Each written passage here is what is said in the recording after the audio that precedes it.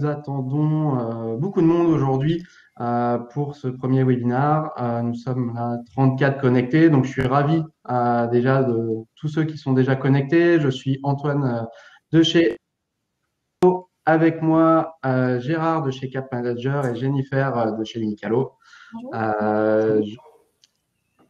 Donc bonjour à tous. En attendant, il y a un peu plus de 100 inscrits pour ce webinaire. En attendant les derniers, voilà, je vois que les premiers ont déjà trouvé le chat. Merci Corentin.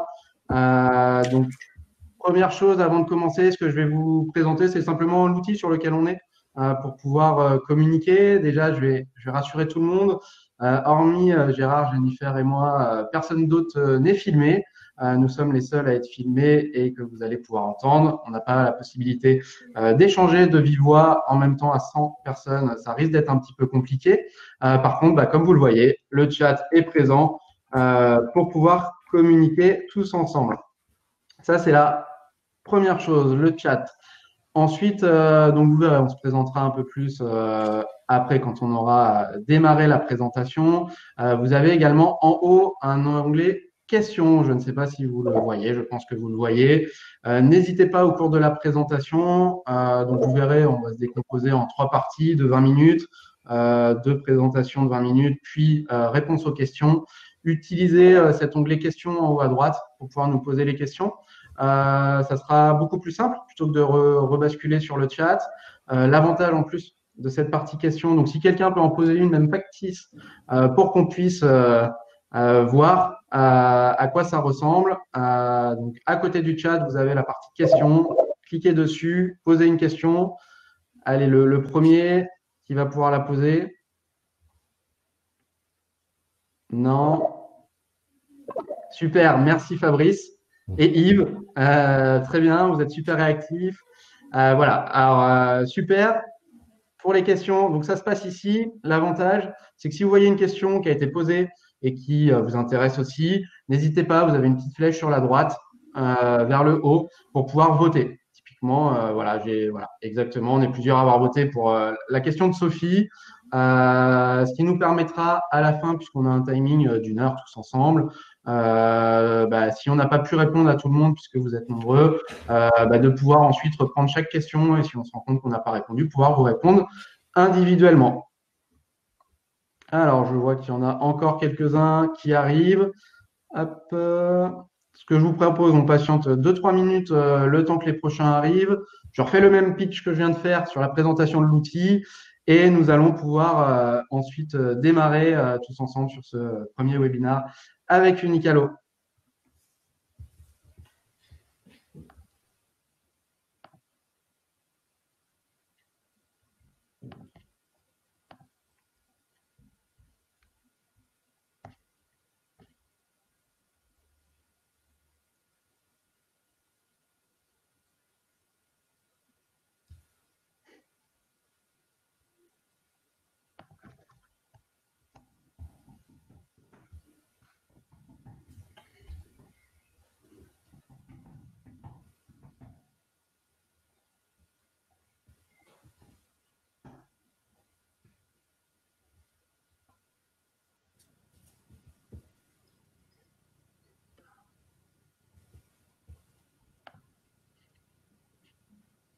Allez, je reprends la parole. Tout simplement, une chose que je n'ai pas précisée, mais qui va servir à tout le monde.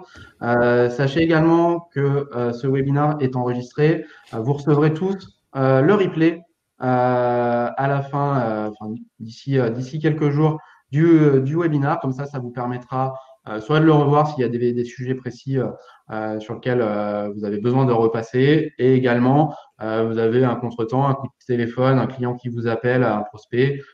C'est normal, vous décrochez. Donc pas d'inquiétude, vous recevrez également le replay pour pouvoir revoir tout ce qu'on va se dire pendant cette heure. Allez, je reprécise mon petit fonctionnement de l'outil et ensuite nous allons pouvoir démarrer. Donc je leur dis, ça me fait vraiment très plaisir de voir toutes les personnes de connectées. Vous êtes déjà plus de 40, quasiment 50 à être connectés. Donc comme je le disais, vous n'êtes pas enregistré, vous n'êtes pas filmé, on ne vous entend pas. Seuls Gérard, Jennifer et moi-même allons être vus et entendus. Donc, pour pouvoir communiquer, comme tout le monde, utilisez bien le chat. Donc, vous avez le petit onglet en haut à gauche de chat. Il y a déjà pas mal d'échanges. Donc, utilisez-le, c'est super. Deuxième partie, la partie questions. Une question vous vient à l'esprit. Posez-la directement dans l'onglet questions. Comme je le disais, l'avantage, c'est que vous pouvez voir si cette question a déjà été posée.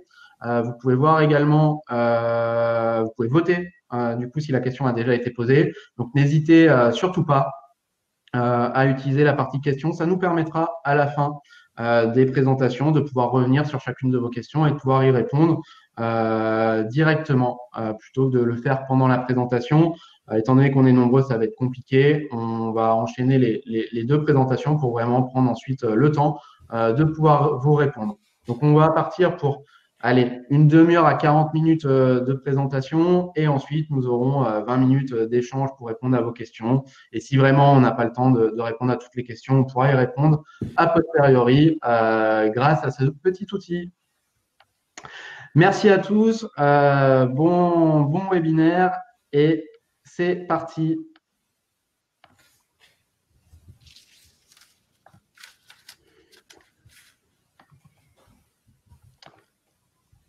Je pense que vous me voyez tous très bien mon écran.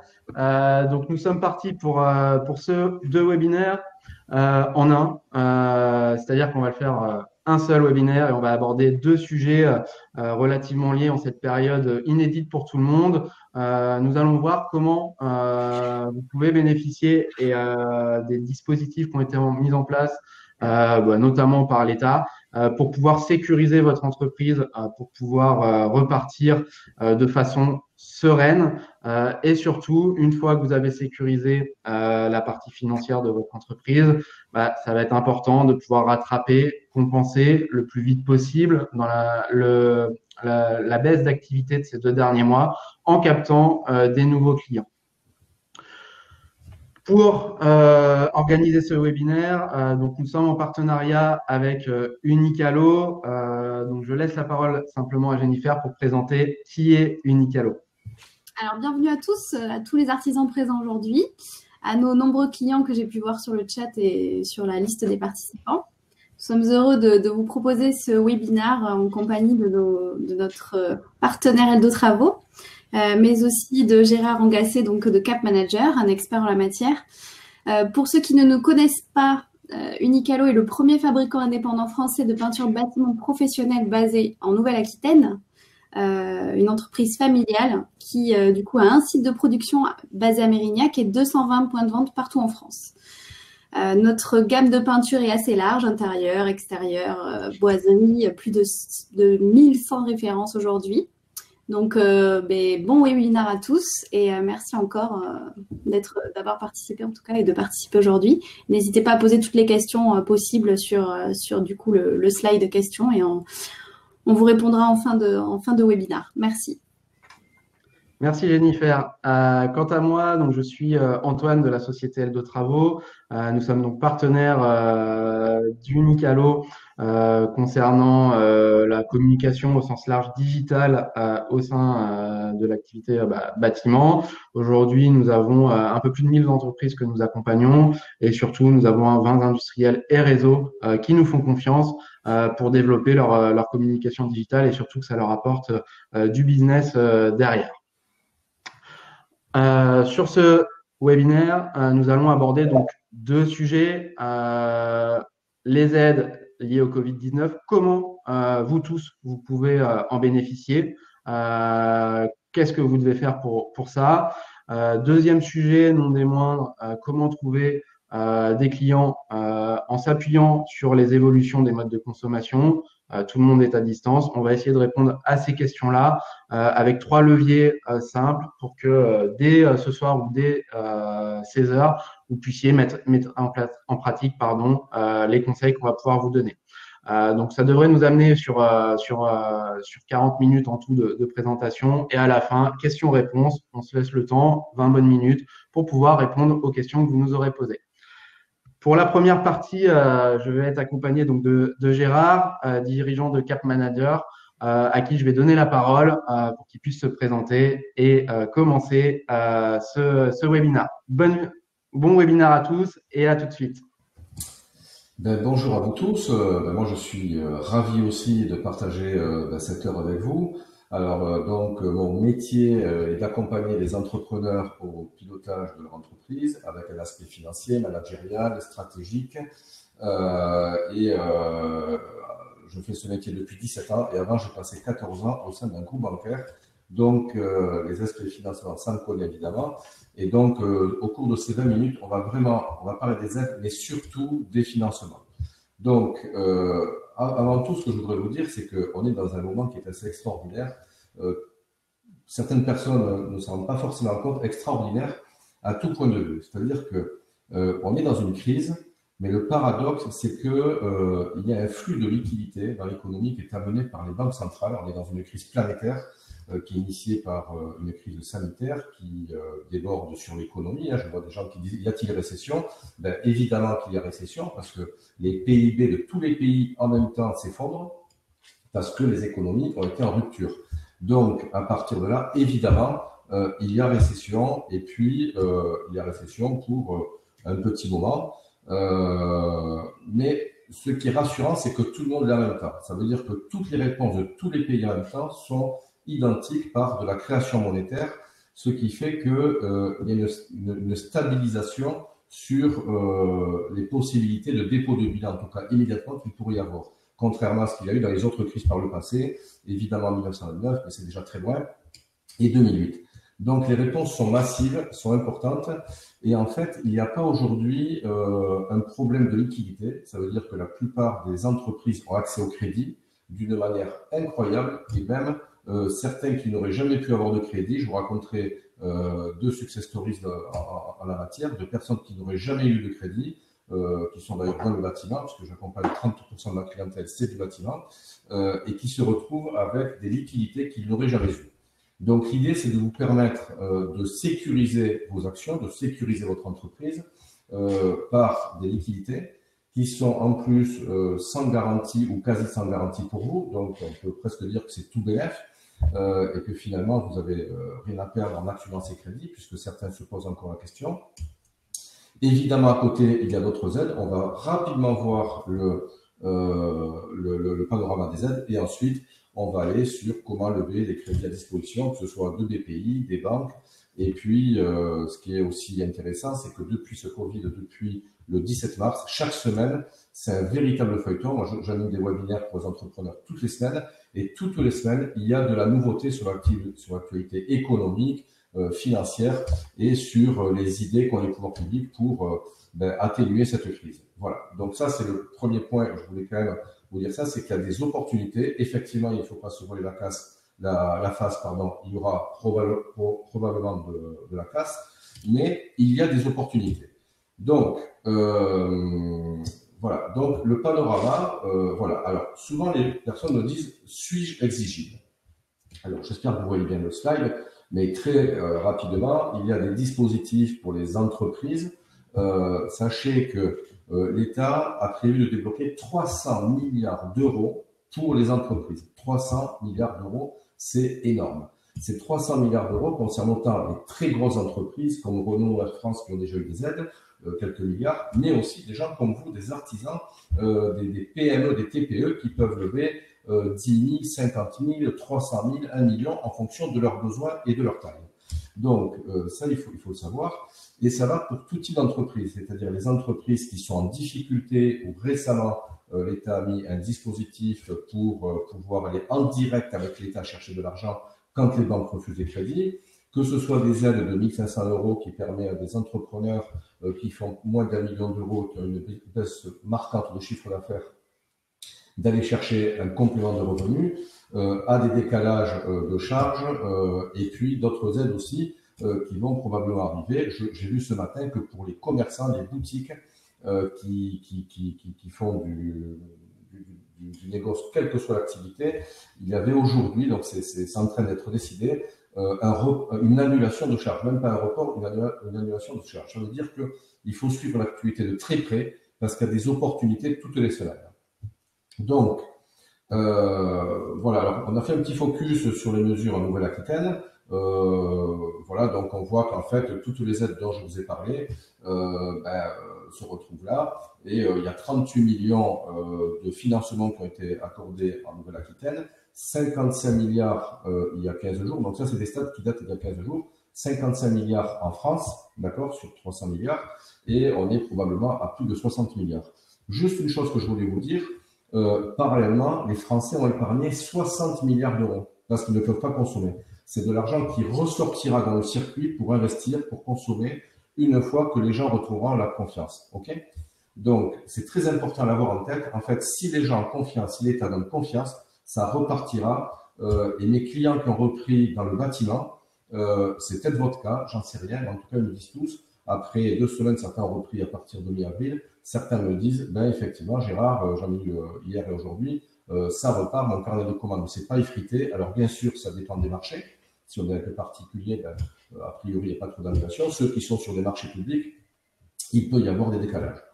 Donc, voilà, donc ça c'est important. On voit quand même que c'est très actif et que la réponse par rapport aux autres crises a été extrêmement puissante et forte. La presse parle de bazooka qui a été sorti pour faire face à la crise.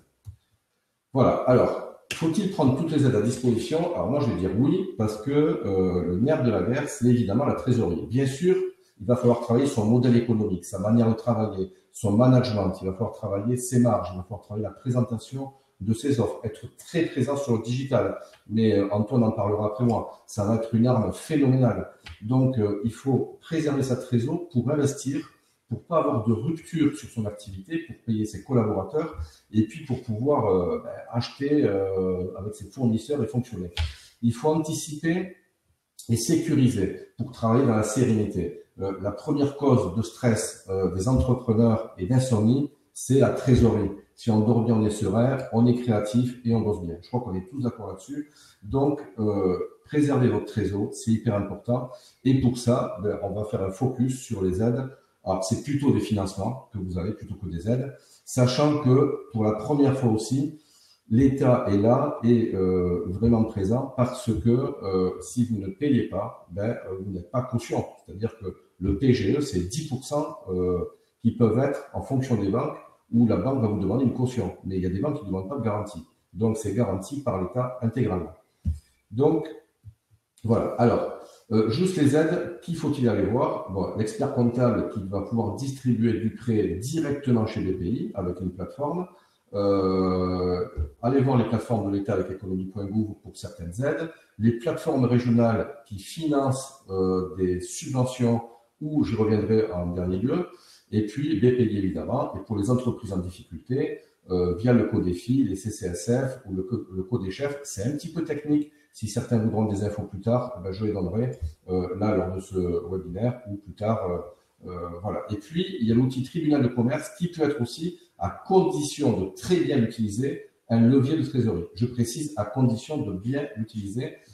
Les boîtes, parfois des grosses boîtes pour des raisons stratégiques, y vont pour générer de la trésorerie et restructurer des entreprises. Mais c'est très particulier et ça peut être très intéressant. Voilà. Alors, pour le PGE, comment faut-il s'y prendre? Le PGE, c'est le produit phare. C'est celui dont tout le monde parle. Mais après, il y a le prêt à tout et le prêt rebond de BPI. Le PGE, c'est très simple. Vous identifiez le besoin de trésorerie que vous avez suite à cette rupture d'activité. Vous identifiez votre chiffre d'affaires de 2019 et vous pouvez, en théorie, aller jusqu'à 25% de votre chiffre d'affaires de l'an dernier. D'accord? C'est-à-dire un trimestre de chiffre d'affaires. Certains banquiers vont vouloir le découper dans l'année, mais jusqu'au 31 décembre, vous en avez la possibilité. Vous faites la demande au banquier. Certains banquiers plus souples demandent juste un questionnaire. Certains demandent carrément un prévisionnel.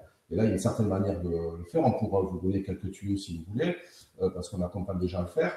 Et puis, les déblocages, ça va très vite. Certaines banques, entre le moment où vous déposez le dossier et l'argent sur le compte, il peut se passer 8 jours. C'est exceptionnel. C'est vraiment exceptionnel. Donc, certaines banques, 3 semaines, parce qu'ils ont plus de parts de marché et ça vous change. Si vous avez un nom, depuis la semaine dernière, il y a une plateforme de l'État. Donc, il faut aller sur les sites d'aide de l'État qui va vous envoyer sur ce qu'on appelle un codéfi. Le codéfi qui, normalement, est utilisé pour les grandes entreprises, va être au service des petites et moyennes entreprises. Voilà. Donc, ce qui est conseillé, c'est d'anticiper sur le besoin, c'est-à-dire quelle est la perte en trésorerie que vous allez avoir par cette rupture d'activité, et vous demandez le crédit. Et aujourd'hui, il n'y a eu que 5% des personnes qui ont demandé un crédit qui ont été refusées. Ça veut dire donc que 95% des dossiers ont été acceptés. Voilà. Je vais juste vous donner un exemple qui n'est pas là. Comment ça se fait? Voilà, si l'exemple est là, pardon. Alors, je vais vous parler d'une entreprise de peinture que j'accompagne depuis quelque temps, qui avait de grosses difficultés de trésorerie depuis 1 an et demi, on repasse petit à petit, et puis arrive le Covid. Ce sont des gens qui n'auraient jamais eu de crédit en temps normal, jamais eu de crédit en temps normal pour un montant pareil. On a fait le dossier très rapidement dès le dispositif mis en place. 8 jours après, ils ont eu 50 000 euros, 25% de chiffre d'affaires, et on est allé faire un prêt à tout, le prêt à tout que je vais expliquer tout à l'heure, qui leur a permis d'avoir 50% sur un montant identique, 1 pour 1, soit 100 000 euros. D'accord? C'est-à-dire qu'ils ont eu carrément la moitié de leur chiffre d'affaires de l'an dernier en trésorerie. Ça leur permet de se restructurer, ça va nous permettre de faire un plan d'action pour se développer. Ils avaient des idées à mettre en place, ils vont les mettre. Ils vont mettre une plateforme, ils vont prendre le service d'aide aux travaux, ils pensaient ne pas avoir les moyens, du coup ils ont les moyens. Donc vous voyez, ils se retrouvent avec une trésorerie de 100 000 euros. J'ai d'autres exemples pour d'autres montants. Je pourrais citer un exemple à 600 000 euros où ils ont eu 300 000 euros au final de trésorerie.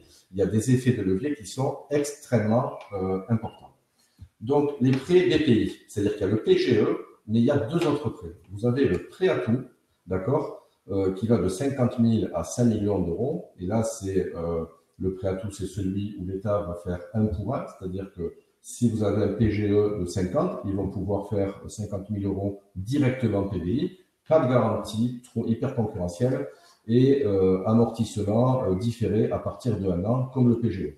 Avec le prêt rebond, là, on va sur des investissements immatériels, matériels. Imaginez, vous voulez faire un site internet, vous voulez faire de la recherche et développement dans votre métier, tout le monde peut en faire. Vous voulez mettre en place des actions que les banquiers ne financent pas d'habitude, vous pouvez mettre tout votre plan d'investissement dedans. Et pareil, en fonction de ce que vous avez sur le PGE, alors vous aurez un financement très rebond. OK? Donc, ça veut dire que vous pouvez avoir des effets de levier et faire tout double. Alors, je vais me dépêcher parce qu'Antoine doit intervenir. Donc, je vais vous donner l'exemple. Voilà. Pensez-y, vous avez aussi les régions. Alors, j'ai mis la région Occitanie-Nouvelle-Aquitaine, mais vous êtes de partout et quasiment toutes les régions ont mis quasiment de manière identique des subventions qui permettent aussi de pouvoir profiter de cette crise, entre guillemets, pour s'améliorer, pour innover, pour faire de la transition numérique, pour faire de la transition écologique, pour faire des investissements matériels, immatériels. Et donc, immatériel, ça peut être, j'ai besoin de payer quelqu'un qui va réfléchir sur des procédés, j'ai besoin d'être accompagné, etc. Et donc là, si vous avez 20 000 euros de dépenses, la région pourra vous financer 10 000. Mais comme vous aurez eu des prêts en amont, finalement, vous allez pouvoir investir de manière presque gratuite, en tout cas avec des avances de trésorerie, sans piocher sur votre trésorerie. Donc, on est dans un moment qui est assez extraordinaire. Alors, vous allez me trouver enthousiaste, mais il vaut mieux que je le sois. Ça n'empêche pas qu'il va falloir travailler sur les modèles économiques, mettre en place des systèmes d'attraction de clientèle, parce que sans clientèle, l'entreprise n'est rien. Donc, attention, c'est génial tout ce qui se passe au niveau de la trésorerie.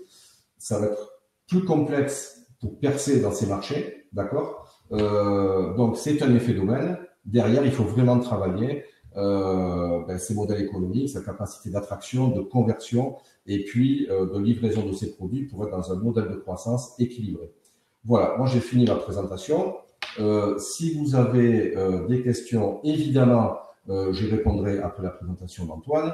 Et puis vous avez mes coordonnées là, si vous voulez aller plus loin sur des cas personnels, mon équipe et moi-même, on sera très heureux d'y répondre. Je repasse la main à Antoine.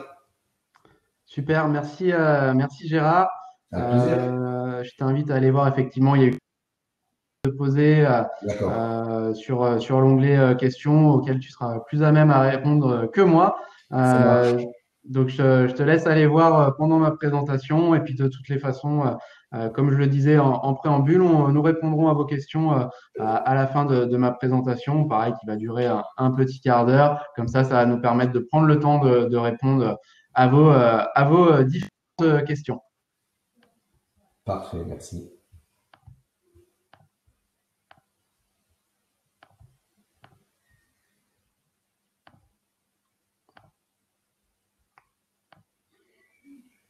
Maintenant que Gérard vous a donc expliqué un petit peu les différents dispositifs qui aidaient et surtout les dispositifs exceptionnels qui ont été mis en place, qui n'existaient pas pour vous permettre de financer cette période avec les différents prêts, voire même des solutions pour les personnes dont les prêts auraient été refusés par leur propre banque, même si on a vu que c'était que 5% des cas. Maintenant, ça va être intéressant également de se mettre un petit peu du côté de votre prospect et de se dire OK, j'ai sécurisé en partie un peu ma trésorerie parce que j'ai pu obtenir 25% via ma banque de mon chiffre d'affaires de l'année dernière, peut-être doublé par le prêt de la BPI.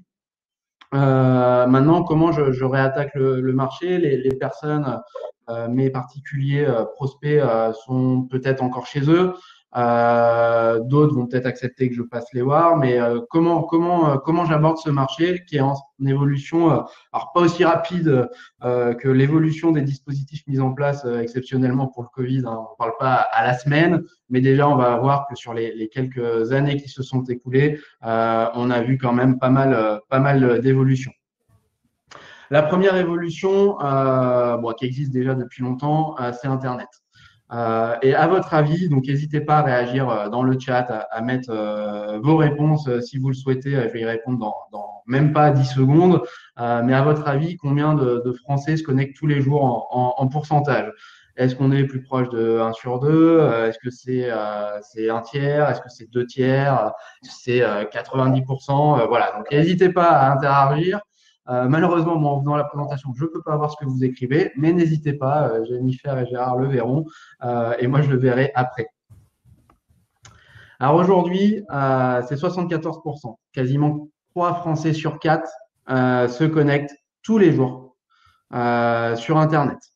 Donc ça, c'est la première chose. La deuxième chose, certains d'entre vous, je pense, me diront peut-être, oui, mais moi, dans ma région, mes clients, c'est plutôt des personnes âgées, des jeunes retraités. Ils n'ont pas Internet. Eh bien, bon, je vais prendre le chiffre et je vais prendre une anecdote personnelle. Hier soir, j'ai eu la chance d'avoir mes grands-parents au téléphone. Ma grand-mère me dit, au fait, tu m'avais parlé d'installer la visio sur mon ordinateur. Alors, on était à distance, donc ça a été un peu compliqué. On n'a pas pu le faire comme ça. Il faudra que je repasse la voir. Mais en tout cas, c'est des pratiques qui sont en train d'évoluer. Vous voyez, on est à quasiment 60% des Français de 60-69 ans qui vont se connecter aussi tous les jours. Donc, on est en constante évolution. Internet fait partie maintenant de notre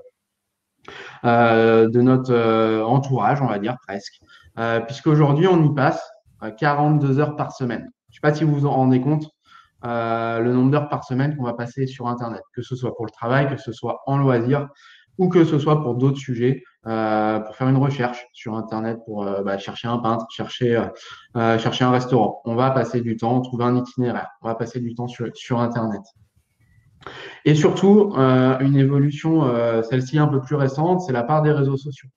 Aujourd'hui, on va passer quasiment 3 quarts d'heure en moyenne par jour sur les différents réseaux sociaux. Donc, pour vous donner un ordre d'idée, sur les 42 heures par semaine, ça représente quasiment plus de 5 heures par semaine où on est sur les réseaux sociaux. Et bon, c'est dommage, je l'ai pas mis parce que je l'ai lu ce matin. Je vous laisse deviner le nombre de mètres que l'on fait défiler sur Facebook avec notre petit pouce. Si vous me voyez le faire avec la webcam, c'est tant mieux. Le nombre de mètres en hauteur qu'on défile sur Facebook par jour. Aujourd'hui, c'est 96 mètres, quasiment la hauteur de la Statue de la Liberté de New York. Voilà, donc c'est juste des grands chiffres, c'est général, mais ça a un impact dans le bâtiment. Alors, en fonction des métiers, les chiffres que je vais vous présenter après sont plus ou moins vrais, ou différents en tout cas. Mais en moyenne, je vais vous montrer que le bouche à oreille en 2019 digital via Internet est devenu pas encore prépondérant, mais est en train de prendre beaucoup de parts de marché quand un particulier va chercher une entreprise du bâtiment.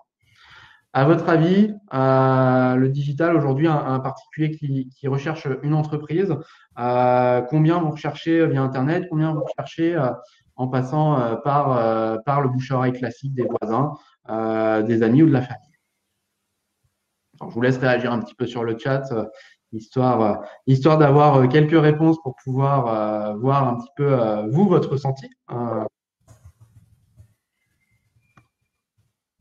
Donc, c'est une étude de la FFB entre 2017 et 2019. Donc, je pense que beaucoup d'entre vous diront que oui, moi, les particuliers, les trois quarts encore, viennent du bouche à oreille. Le frère, les enfants, le collègue a parlé de moi et donc ils m'ont trouvé comme ça. Très bien. Donc en 2017, on était aux trois quarts qui réagissaient comme ça. En 2019, les particuliers donc, sont toujours une bonne moitié en moyenne à chercher une entreprise en se renseignant auprès de personnes de confiance, hein, mais c'est tout à fait normal. Quand on vient d'une région et qu'on a beaucoup de monde qu'on connaît et qu'on sait que les travaux ont été réalisés, on va demander. Mais si on ne sait pas que les mêmes travaux ont été réalisés ou s'ils datent, qu'est-ce qu'on va faire? Parce qu'on l'a vu, Internet est de plus en plus présent. On a tous un téléphone. Quasiment tout le monde est équipé d'un téléphone qui se connecte à Internet ou au moins au Wi-Fi de la maison. Et à un moment donné, on va faire une recherche sur Internet. Et aujourd'hui, un tiers des particuliers disent rechercher une entreprise du bâtiment directement par Internet. Et puis, un chiffre qui n'a pas bougé, c'est les autres sources. Donc ça va être les salons, les encarts que vous pouvez mettre dans la presse locale, dans la presse éventuellement spécialisée, les logos, les coordonnées que vous mettez sur vos fourgons.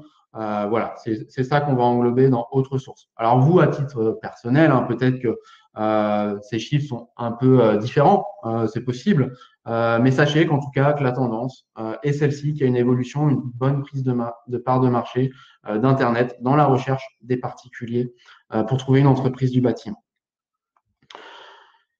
Ok, c'est super. Les gens recherchent sur Internet. Maintenant, on l'a vu, le bouche-à-oreille est quand même prédominant, hein. 50% vont demander d'abord à des particuliers.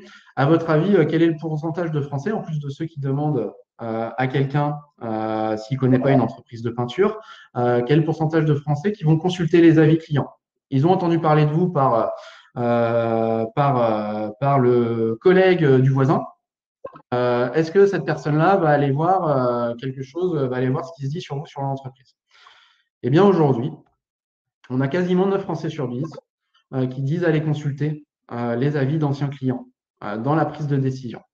Donc, c'est important, on va le voir après, de travailler cette réputation-là. Et surtout, c'est pas parce qu'on devient visible par l'avis des clients qu'il faut avoir peur des avis négatifs. Parce qu'aujourd'hui, 2 tiers des Français vont avoir plus confiance. Ils voient à la fois des avis positifs et des avis négatifs. Alors, bien évidemment, c'est quand même mieux s'il y a une majorité d'avis positifs, hein. Ça, je pense qu'on va tous être d'accord sur ça. Mais sachez que c'est très important d'avoir des avis positifs et quelques avis négatifs.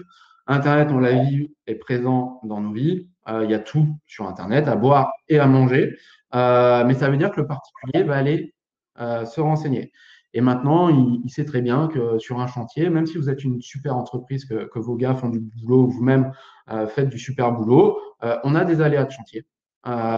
Et peu importe la responsabilité, peu importe la cause, la personne ou le malentendu, parce que parfois il suffit juste ça, le particulier a bien conscience que sur son chantier, il peut y en avoir un ou deux où il y a quelque chose qui ne va pas. Mais on est tous humains et c'est normal. Et enfin, on a beaucoup parlé d'Internet, mais il y a un chiffre que je voulais vous présenter qui sort un peu de ça. On a parlé des recherches faites sur Internet. À votre avis, quelle est la part de marché de Google dans les recherches sur Internet en France? Est-ce qu'aujourd'hui, on fait nos recherches à 90% sur Google, à 50%, aux trois quarts, à 100%? Bon, je pense que là, je pense qu'il n'y aura pas trop de surprises pour tout le monde, mais aujourd'hui, Google a le monopole 95% des recherches sont faites directement sur Google. Et si je vais même plus loin, 90% des personnes qui vont cliquer si elles sont sur la première page de Google. Donc Google est devenu un incontournable. Ouais, c'est ce que je disais, il a tout simplement le monopole sur les recherches en France, mais bien évidemment partout dans le monde. Donc là, vous me direz, OK, super, on vient de voir des beaux chiffres, mais concrètement, moi, qu'est-ce que je peux faire? Qu'est-ce que je peux faire là ce soir? Je rentre, je suis peut-être déjà au bureau, je suis peut-être chez moi, je suis peut-être dans ma voiture entre deux rendez-vous si mes clients ont accepté, ou sur le chantier à prendre une petite pause parce que ça m'intéressait ces sujets-là. Bah, ce soir, demain, qu'est-ce que je peux faire? Aujourd'hui, moi, je vais vous conseiller 3 choses pour votre entreprise et pour toucher ce consommateur qui évolue, pardon. Déjà, construire votre réputation. Je pense que tous aujourd'hui, dans la majorité des cas, vos clients sont contents. Bah, faites-le savoir, qu'ils le disent, qu'ils l'écrivent, que ce soit sur Internet, que ce soit directement sur un book que vous avez avec vous, peu importe, que ce soit un texto où il vous remercie pour le travail qui a été fait, un mail, gardez-le, construisez quelque chose, faites une base de ça, ça va vous servir. Améliorez votre visibilité, on l'a vu sur le dernier la dernière page de présentation, Google aujourd'hui a le monopole. Donc on va le voir, je vais vous donner un levier très simple pour pouvoir essayer de raisonner comme Google facilement sans que ça vous prenne trop de temps. Et enfin, on a tous, en tout cas beaucoup ont des smartphones connectés à Internet. Aujourd'hui, on utilise tous, ou en grande majorité, les réseaux sociaux. Vos clients aussi, vos prospects aussi, utilisez-les pour les capter. Et de la même façon, je vais vous montrer en une page de présentation comment faire pour augmenter votre communauté. Alors tout d'abord, sur la réputation, je vais juste vous donner un exemple concret qu'on a fait avec un client du magasin Nuance Unicalo à Toulouse. Aujourd'hui, il a pris un petit peu de temps pour travailler avec nous, pour qu'on devienne partenaire, pour aller récolter les avis de ses clients. Donc à date, ce qu'on a réussi à faire, c'est qu'on a récolté 116 avis, 111 photos de chantier pour illustrer le travail qui était effectué. Donc ça, c'est le travail de base que chacun d'entre vous peut faire, soit tout seul, hein, vous pouvez directement sur votre page Google, vous avez une page jaune, inciter vos clients à mettre des avis, ajouter les photos si c'est possible, parce que c'est pas toujours possible, ou faire appel à quelqu'un d'autre. Mais ce qui est intéressant de voir, c'est que ce profil-là a été vu par plus de 2000 personnes et surtout, ça a débouché sur 50 000 euros de chantier signé directement en s'occupant de sa réputation et en faisant parler vos clients. Donc, faites-le de votre côté. Prenez le temps de le faire. Vous en avez peut-être déjà des avis qui sont sur la page Google, par exemple. Prenez le temps d'y répondre. Et c'est les 4 conseils que je peux vous donner, que vous pouvez mettre en application dès ce soir.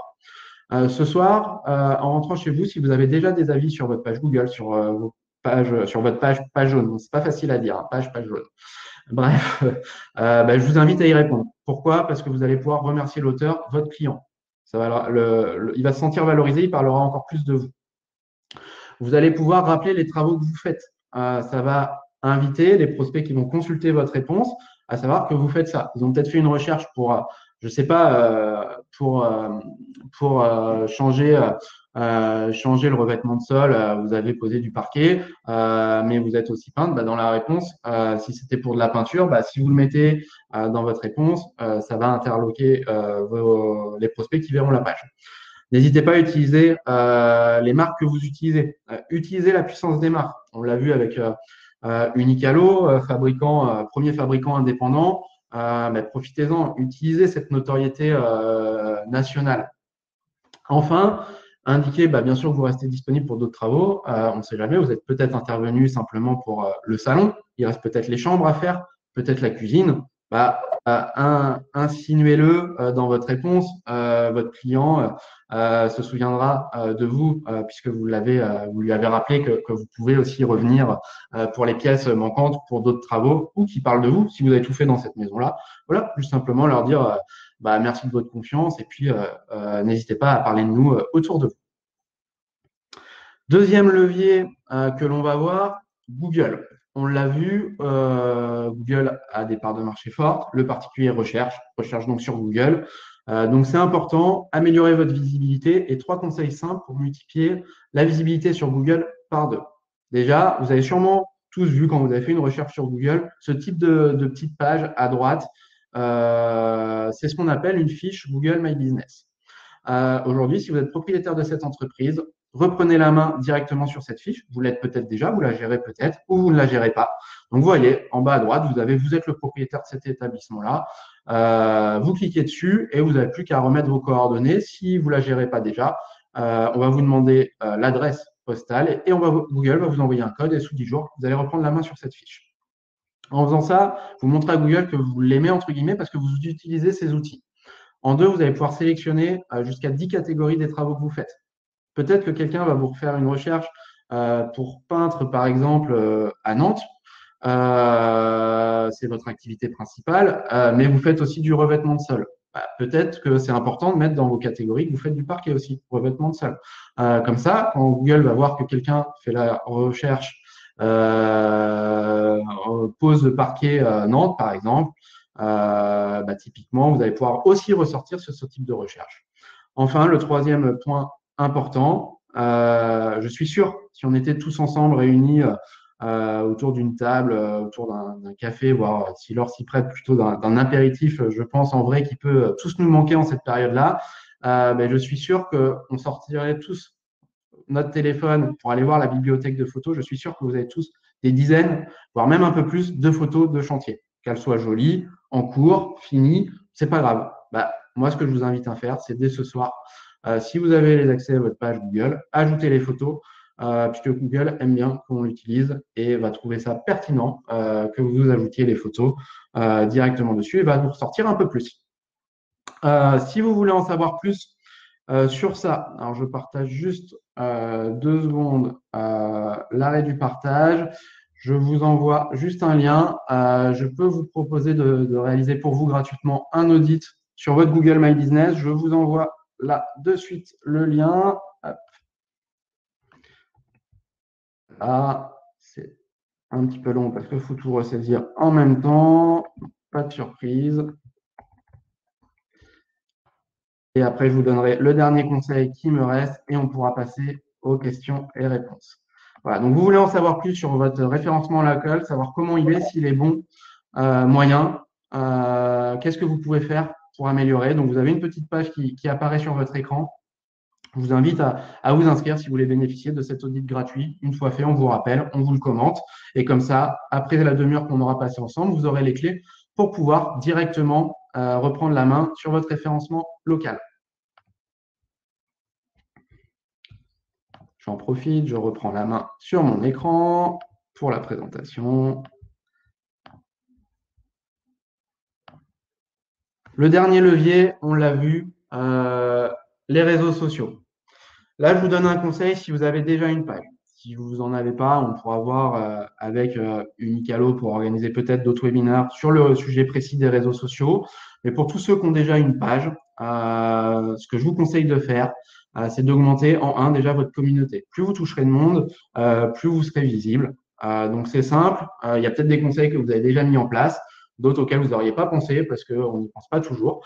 Donc, voilà les 5 conseils. Déjà, invitez tous vos contacts sur votre page de votre entreprise, par exemple Facebook.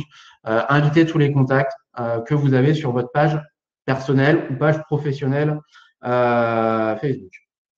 Deuxième chose qu'on peut oublier, mais c'est la puissance de votre signature email. Aujourd'hui, on communique de plus en plus par email, et que ce soit avec vos clients, que ce soit avec vos fournisseurs, que ce soit avec vos partenaires. Ajoutez le lien simple de votre page réseaux sociaux, que ce soit la page Facebook ou les pages. Comme ça, vos interlocuteurs pourront aller aimer vos pages et suivre ce que vous faites. Ajoutez bien évidemment le lien sur votre site web. Souvent, celui-là, il est fait, mais pensez-y. Si vous avez un site web, rajoutez-le, c'est important. Et Google, en plus, va aimer ça, parce qu'il va voir que vous mettez des liens vers des sites de notoriété, Facebook, Instagram. Donc, c'est important. Quatrième point, vous faites tous des devis, des factures. C'est aussi un moyen de communiquer. N'hésitez pas à ajouter le petit logo Facebook, indiquer le nom de votre page, que vous l'envoyez par mail ou vous le donniez en main propre. La personne va le voir. Si elle veut aller voir ce qui se passe un petit peu dans votre entreprise, la personne va aller voir votre page, la liker, vous la toucherez plus facilement Et le dernier conseil, n'hésitez pas à rejoindre des pages ou des groupes qui sont issus de votre métier. Ça peut vous permettre de l'entraide, ça vous permettra aussi de la visibilité. Vous avez besoin d'un gars en urgence, en CDD pour un chantier d'une semaine. Voilà, c'est peut-être le bon endroit. On sait que c'est compliqué aujourd'hui de recruter dans le bâtiment. C'est peut-être en utilisant ces nouveaux moyens aussi que vous allez pouvoir agrandir votre communauté et aussi répondre à d'autres besoins. Donc, si je résume les 3 leviers dont je vous ai parlé, construire votre réputation, améliorer votre visibilité, utiliser les réseaux sociaux, c'est vraiment les 3 conseils que je peux vous donner. En plus des conseils que vous a donné Gérard pour pouvoir sécuriser votre entreprise avec le financement d'une partie de vos besoins directs ou indirects, avec ces 4 leviers, on va dire, à la fois financiers et à la fois plutôt pour capter les particuliers. Vous avez entre les mains de quoi préparer l'après, la suite, parce que je ne sais pas si on peut dire l'après, mais en tout cas la suite, hein, parce que ça ne va pas s'arrêter du jour au lendemain, pour votre entreprise, pour vous, pour vos équipes, directement être plus serein. J'ai surtout une chose avant de passer aux questions. Déjà, vous remercier tous d'avoir été présents. Je vais faire la blague parce que je l'aime bien, mais de votre attention, hein.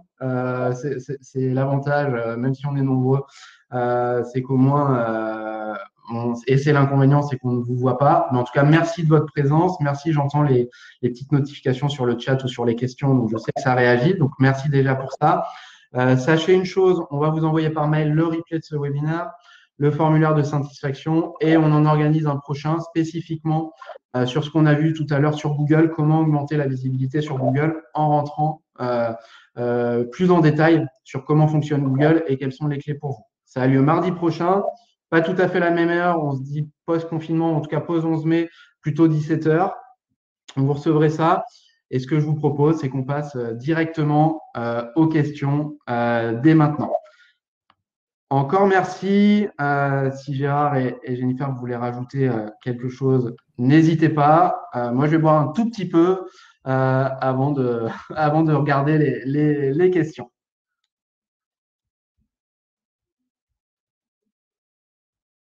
Alors, Gérard et Jennifer, pour l'instant, vous avez votre micro muté. Merci Antoine. Oui, voilà.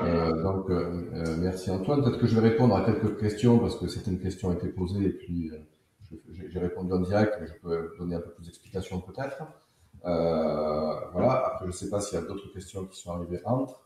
Notamment, il y a une question qui me paraît intéressante, celle sur le danger de ces liquidités. En fait, on pose la question, toutes ces liquidités créées qui affluent à travers le monde, que ce soit en France, en Europe, aux États-Unis, c'est très massif. On parle de 4 000 milliards de dollars. En Europe, on va arriver à 4 000 milliards d'euros. La Banque centrale anglaise, ça va être énorme aussi. En fait, juste la réponse, c'est vrai qu'on peut se demander si ça ne va pas déboucher sur une hyperinflation, sur finalement des soucis pour absorber la dette. Juste, les États n'ont aucun intérêt à ce que le système s'effondre. C'est-à-dire que s'ils sont dans ce que j'appelle cette intelligence collective qu'on trouve pour une fois, même si elle n'est pas parfaite, on est bien d'accord, parce que les Chinois et les Américains à nouveau sont en train de se friter depuis le week-end passé. Il va y avoir, je pense, de manière concertée, une analyse sur un remboursement des dettes créées, parce que c'est les banques centrales qui prêtent de l'argent aux États de manière colossale, mais les banques centrales peuvent aussi racheter les dettes. Vous voyez, c'est un circuit, voilà, moi je prête de l'argent à Antoine et puis je lui rachète sa dette et au final on fait une opération zéro. Où je lui dis finalement tu me rembourses sur 50 ans ou sur 100 ans. C'est ce qui se passe au Japon depuis très longtemps. Donc en fait, ça c'est un premier point.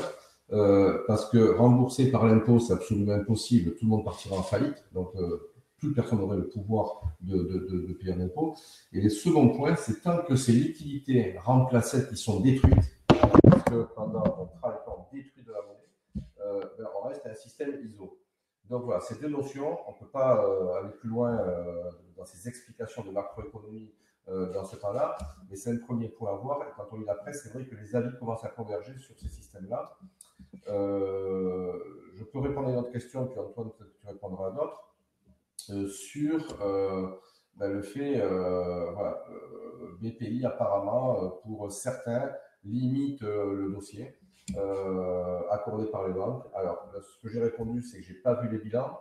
Il faudrait que je voie les bilans parce qu'il peut y avoir des spécificités. La réalité, quand même, c'est que 95% des dossiers sont acceptés en l'état. C'est-à-dire qu'on arrive, on présente un dossier et puis BPI accepte de la même manière par rapport à ce que la banque a accepté. C'est-à-dire que l'aval BPI est donné. Si la banque donne 50, BPI donne 45 de garantie et ne demande pas normalement de diminution du prêt. Le circuit doit être très court et efficace. Donc, c'est un robot qui décide pour BPI, en fait. Ils n'ont pas le temps de…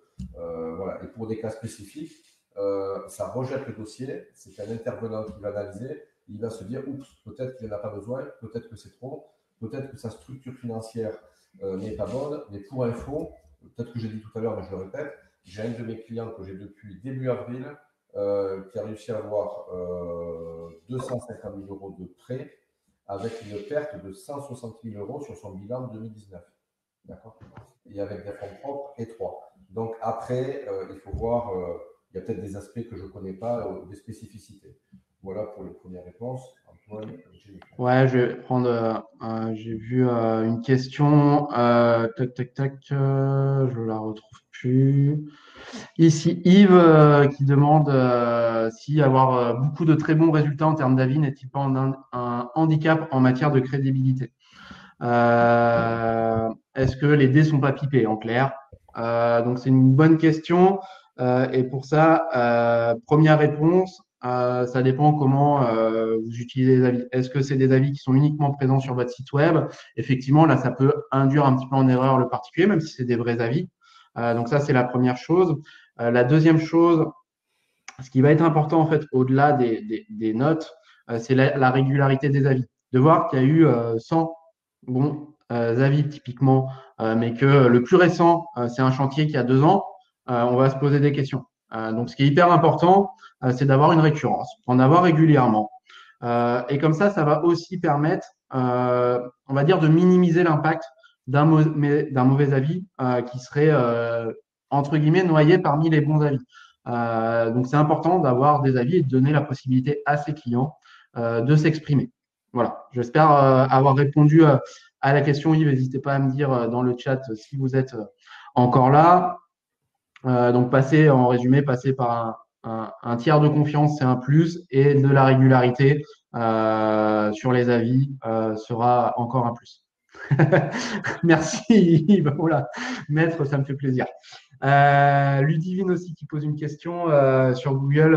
Mes avis Eldo Travaux n'apparaissent pas. Alors c'est possible, c'est peut-être normal. Je vais vous donner une clé de réponse et puis après on pourra creuser après en détail dans le cadre de notre partenariat. Ce qui est important et que ce soit des avis que vous ayez sur Eldo Travaux, sur Page Jaune ou sur d'autres sites. Hein, c'est mieux si c'est chez Eldo Travaux, mais si c'est ailleurs, c'est pas grave.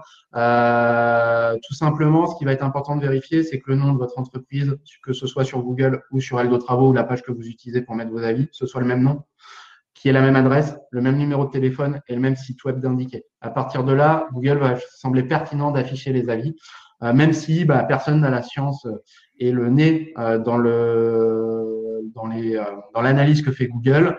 Mais en tout cas, les premières clés de réponse que je peux vous donner sans connaître le cas précis, c'est déjà de bien vérifier que les noms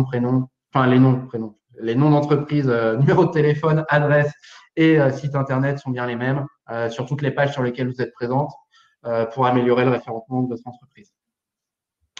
J'en profite. Hop. Super. Hop.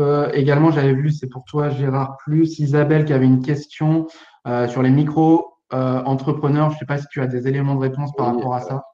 Le gros inconvénient sur la micro-entreprise ou sur l'auto-entrepreneur, c'est la lecture des résultats financiers, puisque ce sont des comptabilités très simples.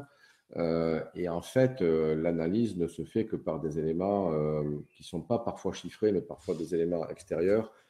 Et notamment, je crois que dans ce cas-là, il y a des retards de paiement, de charges, etc., qui peuvent être bloquantes. Mais là aussi, en fait, ce que je voulais rajouter, c'est que par rapport aux demandes de prêt, il y a un rythme de 20 à 25 000 demandes de prêt par jour. en France. D'accord? Aujourd'hui, le rythme de croisière, c'est ça.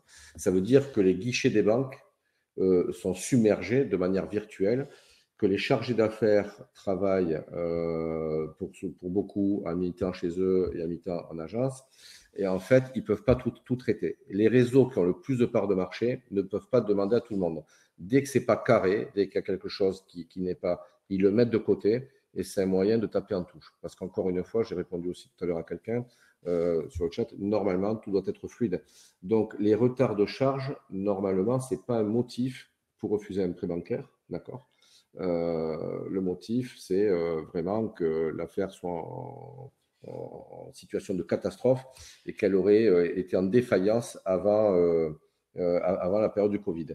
Donc, comme on est en auto-entrepreneur ou en micro-entreprise, il y a très peu d'éléments le banquier se consacre à d'autres clients et quelque part, il tape en touche.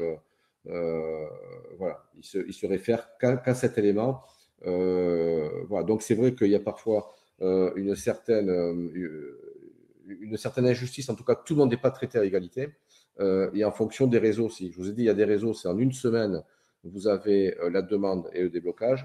Et dans certains réseaux, ils ont mis plus de barrières, plus d'obstacles, parce qu'ils ne peuvent pas dire oui à tout le monde. Donc, c'est des décalages de décision. Revenez avec un prévisionnel, revenez avec un plan de trésorerie, etc. Et ce n'est pas compté comme demande, du coup. Ça force un petit peu les statistiques. Voilà. Pour la précision, j'espère, Isabelle, que ça répond en partie à vos questions. J'ai vu dans le chat, là, je suis remonté un peu dans l'historique du chat. Effectivement, je ne l'ai pas précisé, je vais y arriver. Mais les fiches de votre entreprise sont gratuites à gérer. Hein. Vous pouvez, merci Jennifer d'avoir précisé, effectivement.